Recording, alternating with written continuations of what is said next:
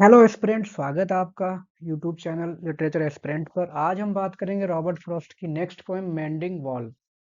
काफ़ी important poem है क्योंकि अक्सर इससे एक लाइन है, good fences make good neighbours, पूछ ली जाती है। कुछ और लाइंस भी हैं, थीम पूछी जाती है। तो ऑब्वियसली पीजीटी यूपी पीजीटी के हिसाब से आपको पढ़ना है, तो हम देखते हैं इसका line by line Hindi explanation. पहले बात कर लेते हैं इसके कॉन्टेक्स्ट की। तो ये पब्लिश हुई थी 1914 में, उनके second poetry collection north of Boston में, जो कि पब्लिश हुआ था इंग्लैंड में एक्चुअली, जहाँ वो गए थे अपना लिटरेरी करियर बनाने। But unfortunately world war first की वजह से वो वहाँ से वापस अमेरिका आ गए। लेकिन एक बार वहाँ फेमस होने के बाद यहाँ पर वो अच्छे से अमेरिका में अच्छे से सेटल डाउन हो गए। तो ये उनका पोइट्री कलेक्शन इंग्लैंड में पब्लिश हुआ था। थीम की बात करें तो ये बात करती है of boundaries, importance of questioning of tradition and the complexities of human interaction. The wall in the poem tells about the human tendency of creating divisions whether they are needed or not. अक्सर आजकल हम लोग बहुत ज़्यादा लोगों में दूरियां बढ़ती जा रही हैं, तो आजकल के माहौल के हिसाब से काफ़ी रेलिवेंट पोएम है कि किस तरह से लोग एक दूसरे को दूर रखना चाहते हैं। तो बस उसी थीम पर ये पोएम कंपोज की गई है। देखते हैं इसका हिंदी में एक्सप्लेनेशन।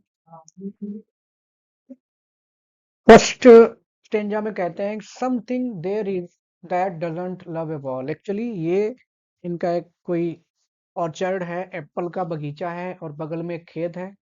उस खेत के बीच में एक दीवार है, इनके बगीचे और खेत के बीच में। और वो दीवार अक्सर गिर जाती है। जब बार बार वो दीवार गिर जा रही है तो इनको समझ में नहीं आ रहा कि आखिर प्रॉब्लम क्या है। तो कहते हैं कि समथिंग देयर, समथिंग मतलब कुछ मिस्टीरियस है, कुछ रहस्यमयी, कुछ ऐसी पावर है जिसको ये दीवार अच्छी नहीं लग रही है। That doesn't love A wall, जो कि पसंद नहीं कर रही कि दीवार हो इस खेत और बगीचे के बीच में। लेकिन कुछ ऐसा मिस्टीरियस है, क्या है, जो कि ह्यूमन टेंडेंसी ही कह सकते हैं कि हमें बहुत ज्यादा चीजें पसंद नहीं है, लेकिन ठीक है, चलता है। That sends the frozen ground swell, जो दीवार के नीचे की जो जमीन है उसको इन्होंने फ्रोजन ग्राउंड बोला है। मतलब एकदम जो बरसों से ठंडी पड़ी है, जाहिर सी बात है वहां कोई, क्योंकि दीवार है तो वहां कोई हल नहीं चलता, कुछ नहीं होता।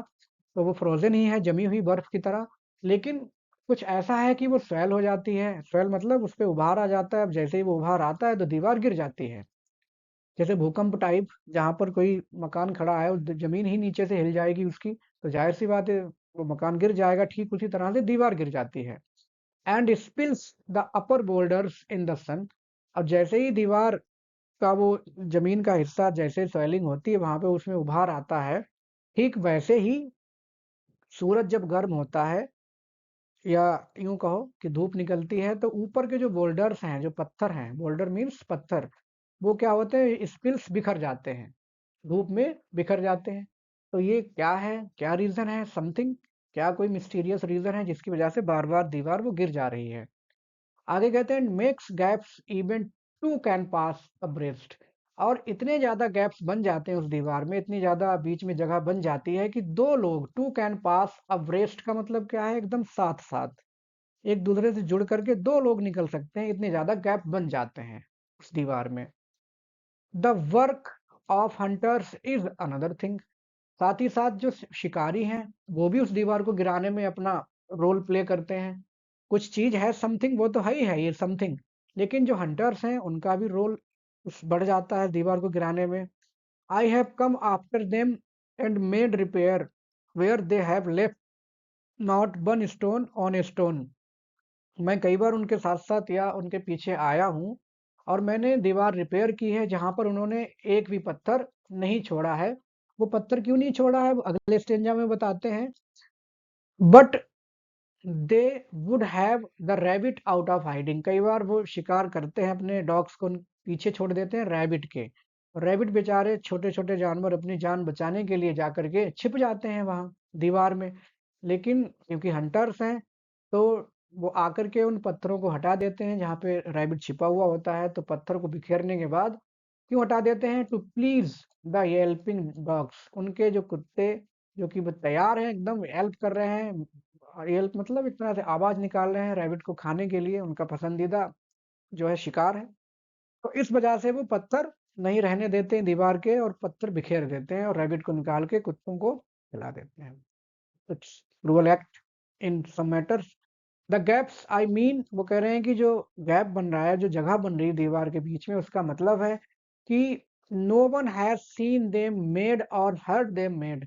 किसी ने नहीं देखा है कि वो कैसे बनते हैं, या किसी ने सुना भी नहीं है कि वो दरारें बनती कैसे हैं। ना किसी ने देखा है, ना किसी ने सुना है।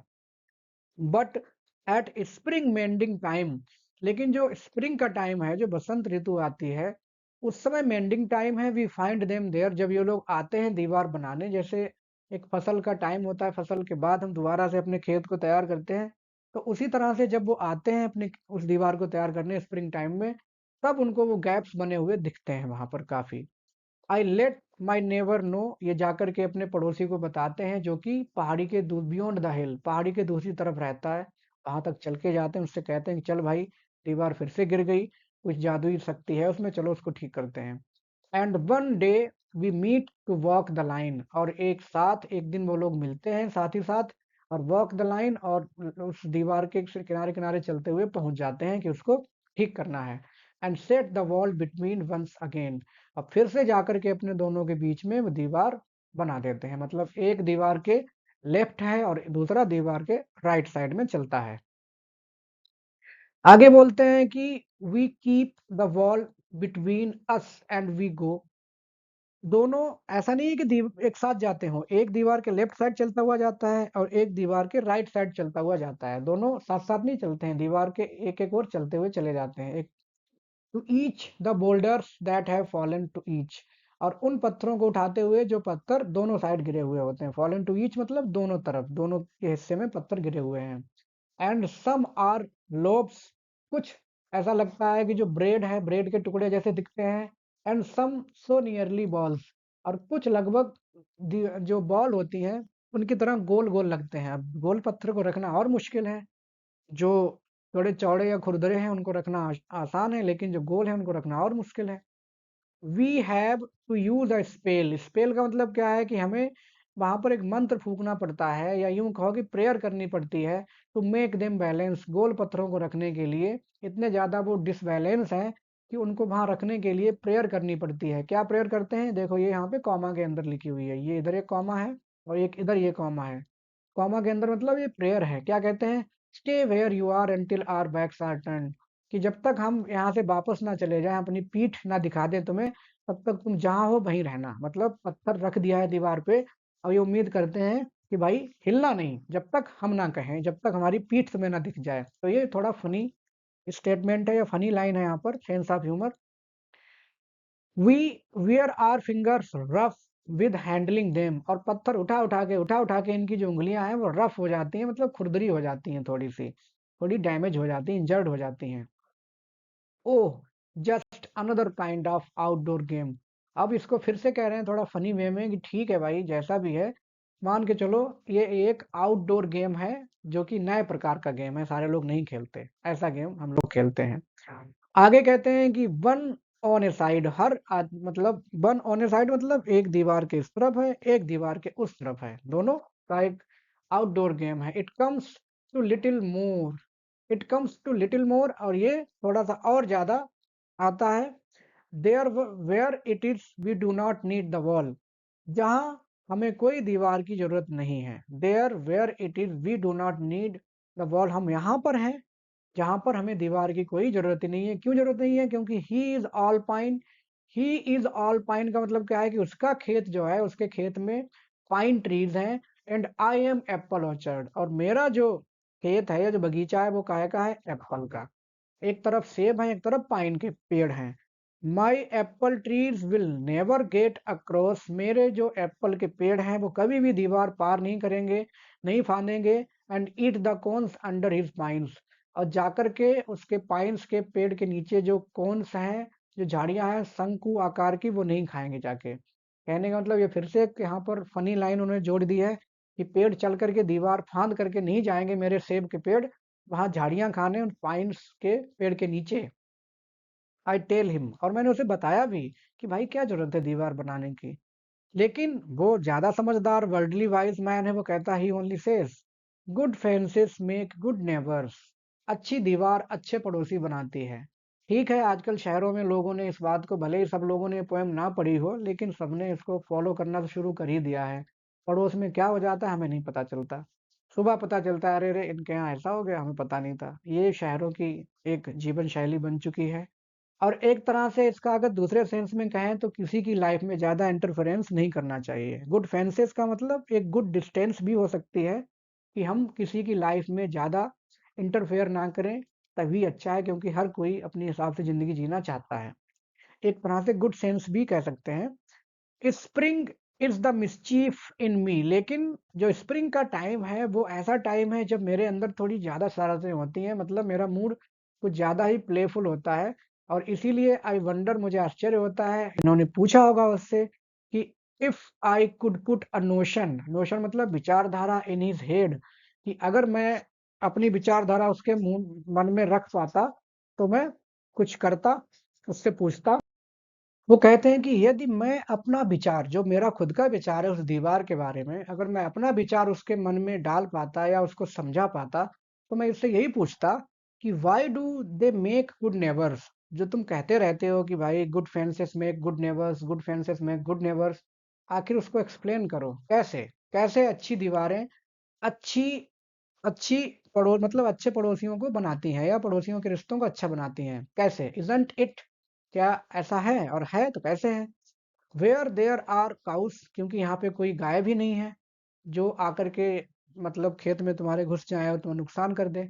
But here there are no cows, गाय भी नहीं है यहाँ पे। गाय होती चलो ठीक है भाई, आ गई नुकसान कर गई, ऐसा भी नहीं है। बिफोर, क्योंकि मेरे एप्पल के पेड़ हैं, गाय तो है नहीं इधर। Before I built a wall I would ask to know, इससे पहले कि मैं दीवार बनाऊं, मैं ये पूछना चाहूंगा, जानना चाहूंगा कि व्हाट आई वॉज वॉलिंग, कि मैं क्यों दीवार बना रहा हूँ, इन और वॉलिंग आउट, कि मैं किस चीज को उस बाउंड्री या दीवार के अंदर कर रहा हूँ और किस चीज को दीवार से बाहर कर रहा हूँ। भाई बताओ मुझे, मतलब क्या एप्पल या गाय, क्या किस चीज को मैं उस दीवार के अंदर कर रहा हूँ, किसको दीवार के बाहर, मतलब वो जो दीवार है बाउंड्री खींची जा रही है एक तरह से, कौन उसके अंदर है कौन बाहर है और क्यों है। And to whom I was like to give offence, और क्यों, मैं किसको, ऑफेंस का मतलब क्या है यहाँ पे, वैसे अपराध होता है या किसी को नाराज करना, और किसको मैं नाराज करना चाहूंगा, क्योंकि जाहिर सी बात है दीवार बनाने का मतलब क्या हो गया, कि अगर मैं दीवार बनाता हूँ तो सामने वाला ये भी तो सोचेगा कि भाई इसको मेरे पर भरोसा नहीं है, अब इससे उसको बुरा लग सकता है, तो मैं क्यों ऐसा करूंगा, तो मुझे बताओ। लेकिन वो छोड़ देते हैं, नहीं पूछते हैं। Something there is that doesn't love a wall, जरूर कोई मिस्टीरियस चीज है जिसको दीवार से प्यार नहीं है, और वो बार बार दीवार को गिरा देती है। दैट वॉन्ट्स इट डाउन, वो चाहती है कि बार बार ये गिर जाए। इतने सवाल उनके मन में आते हैं यहाँ पे, लेकिन वो पूछते नहीं है।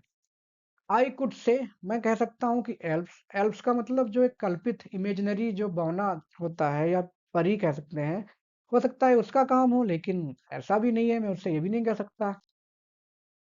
But it's not elves exactly, जरूर ही ये बौनों का काम नहीं है, जो इमेजिनरी जो बौना होता है, एल्व्स, एफ उसकी एक ये प्लूरल फॉर्म है elves. And I would rather, he sad it for himself, और मुझे पता है कि ये अपने लिए ही वो कहता है इस बात को, वो अपने लिए वो पसंद करता है इस कथनी को कि हाँ good fences make good neighbours. I see him there bringing, मैं देखता हूँ उसको लाते हुए, stone grasped firmly by the top in each hand, दोनों हाथों में जब वो बड़े पत्थर ग्रास मजबूती से पकड़ करके चलता है।